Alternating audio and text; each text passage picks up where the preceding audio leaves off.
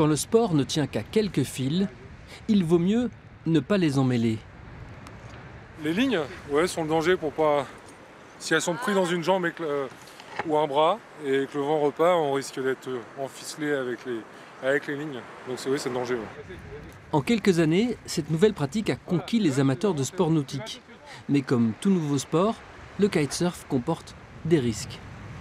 J'ai jamais été dans des situations difficiles ou critiques, mais si ça m'arrivait par malchance une fois, il faut avoir répété cet exercice dans des conditions de sécurité pour s'en rappeler et les mettre en application immédiatement, quoi.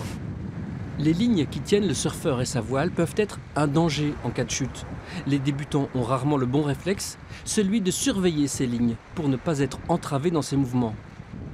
C'est un exercice qui est compliqué à mettre en œuvre et qui nécessite aussi de l'expérience des kitesurfers déjà au niveau de leur voile et de leur matériel. Donc l'école peut difficilement faire ça au début. Parce qu'au début, on a beaucoup de choses à appréhender et les écoles n'ont finalement pas le temps d'aller jusqu'à ces procédures-là. Philippe vient de réussir l'exercice.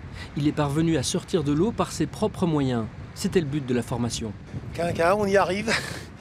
J'ai pas une nœud, mais de temps en temps, il y a une ligne qui se baladait, qui allait autour de ma cheville, tout ça.